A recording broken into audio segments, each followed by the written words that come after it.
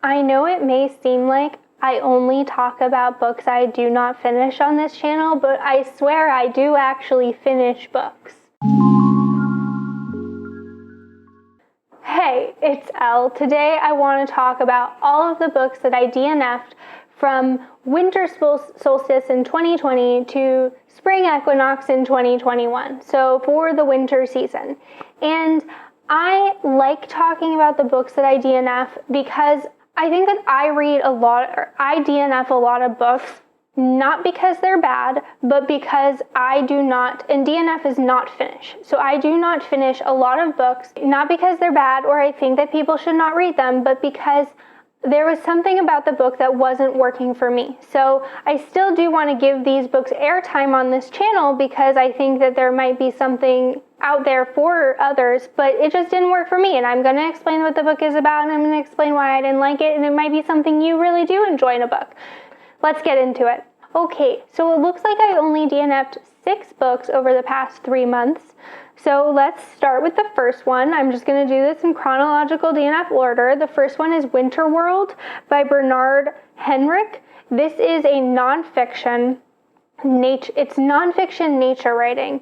So about the winter world. So the author is lives part-time in Vermont and part-time in Maine, and he is a professor, and it's just kind of all about the winter world. So I got the audiobook for this out from my library, and my plan was during winter to walk around outside and listen to this while I was going on walks in the winter world. One thing I really did like about this was that I live upstate New York. As I said, he lives in Vermont and Maine, so a lot of the animals that he was talking about are animals that actually exist where I live. So I was seeing some of these animals as he was talking about them. It also had some good science information in it. It's just that this genre of memoir writing isn't really for me. So he didn't talk as much about himself like the author did in H is for Hawk or in The Soul of the Octopus by Cy Montgomery. But he did still talk about his own life, it was really about him walking through nature. And I was envisioning this to be more of a science-based novel. I wanted to hear about the science of the animals, and he did his own scientific experiments where he would collect data on his own and kind of see if his hypothesis came true, which is fine, but it's not, rigorous, and he couldn't publish any of this information unless he had done something more comprehensive. And so he published it kind of in a book format, and that type of writing just really isn't for me. I do not like the mixture of memoir and nature. For the most part, I want those things to be separate because it almost feels a lot of the time hey, we're talking about this nature thing. Let me interject my life story into this that has nothing to do with nature. And then, it's kind of not the author's interaction with nature. It's the author's experiences outside of nature, which isn't really totally what he did here, but it's still a hard sell for me, especially when it's I guess I had an expectation that this was going to be really science heavy and more academic, and it wasn't. So I put it down. Okay, the next one I DNF'd was Before the Coffee Gets Cold. This is a well-loved book on BookTube, and the concept is really cool. It's you go to this coffee shop where you could sit at this table and drink coffee and go back in time to the coffee shop, and you have to come back before the coffee gets cold. Conceptually, people talked about it, said it was really charming. It was very heartwarming. I didn't get super far into it, maybe a third or a quarter, so maybe I didn't get to the more heartwarming parts, but I just found the writing to not really be jiving with me, and just the concept of the book was cool, but the execution against the specific characters, the people who worked in the shop and the woman who we were seeing who wanted to go back in time, at least in the beginning. There might have been other characters that came up after I DNF'd it.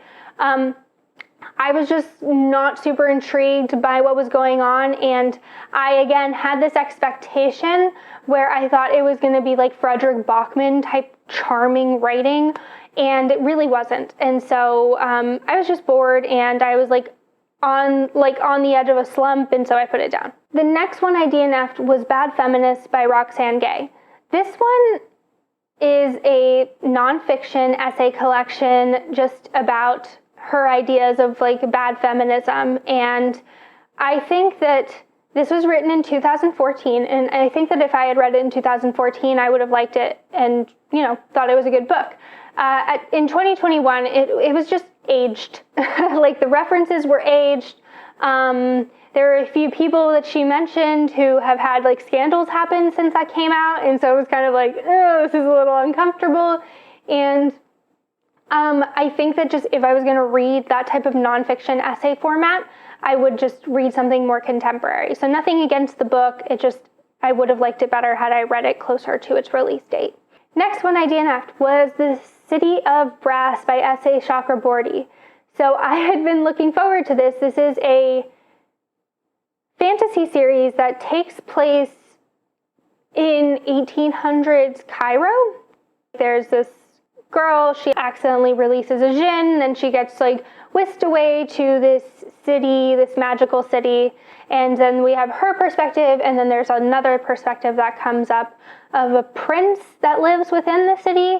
And I never saw them to converge, and I really didn't get that far into this. People say that this is an adult fantasy series, and there's nothing against YA, but it read very young to me. She had a lot of the attributes that I've seen in similar books that are for teen readers, and so it was reading a little too young for me to appreciate it. She was very angsty. She had this I'm not like other girls things going on, which I don't really appreciate in books. And I found the stakes of it to be really weird. There was this whole part where people had to escape something, but then they needed to run across the street or run across something, but other people would see them. So one of the people went back to sacrifice themselves so that they could run across this road and not be seen, but they were still seen.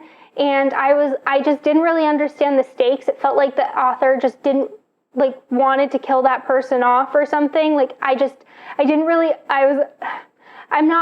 trying to explain this without spoilers, but essentially I just felt like the author needed to do something to further the plot the way she wanted to, so she made something happen that didn't really make sense.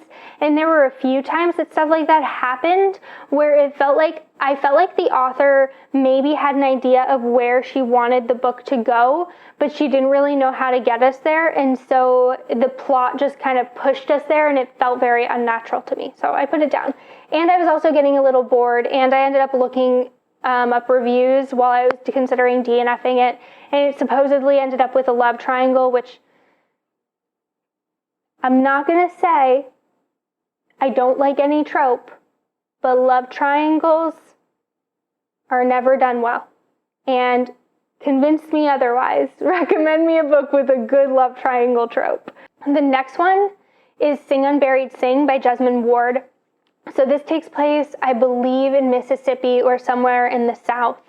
And it's about this young boy, I think he's a teenager, maybe 12 or 13, and his younger sister and his mother, and and his mother is black and his father is white, and his father is in jail, and they're going to go pick up his father who is in jail, and it's going to be the three of them in the car.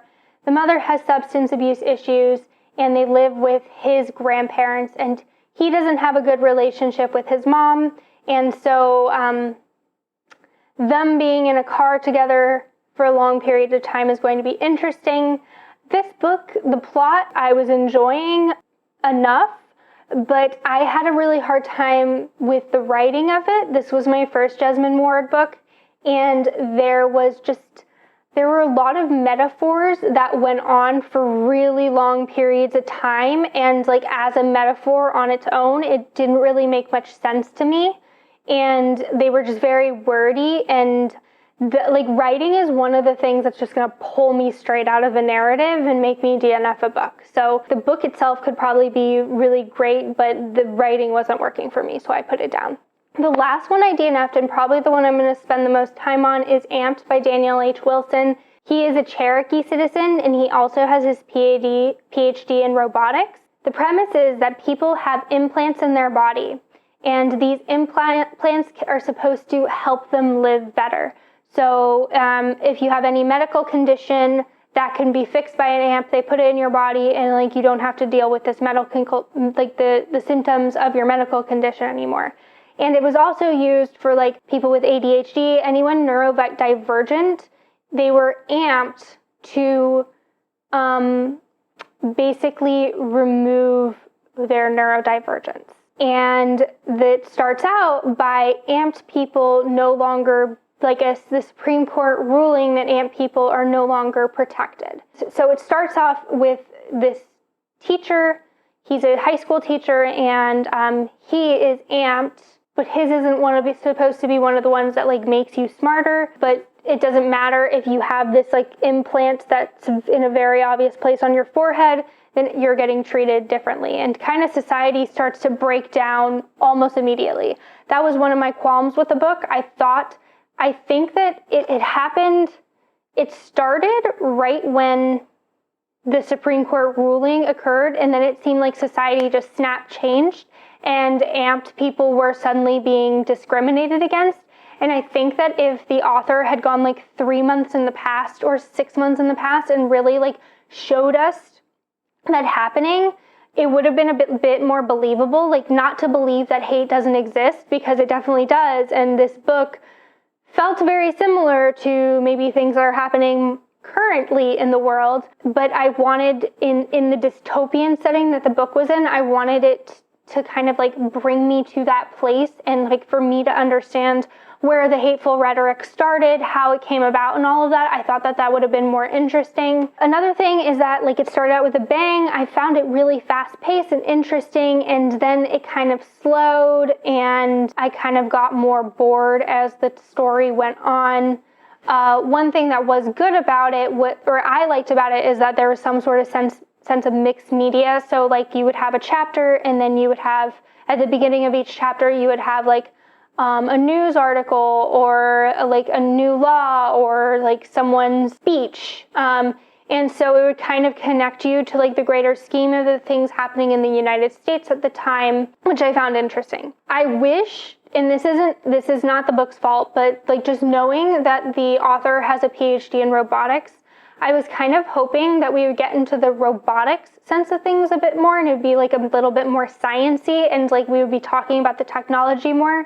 But I wonder if his books, Robo-Apocalypse, do that a bit more than this one. I still plan on giving a try, but I'll probably listen to them on audio. One thing I did not like about this book is that there were 2 female characters.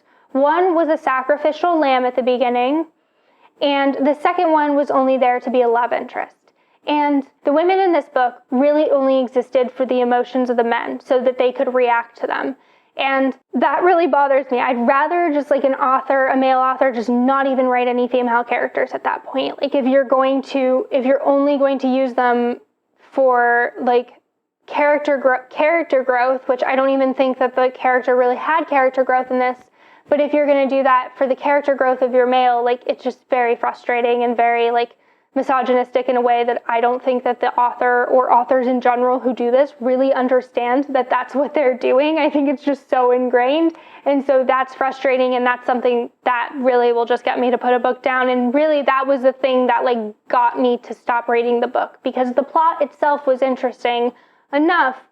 I just couldn't get on board with out of all of these characters and all of these amped people, and all of these people with these powers doing things. You get into the powers part of it later on. None of them are female, really. We can't just have one badass chick.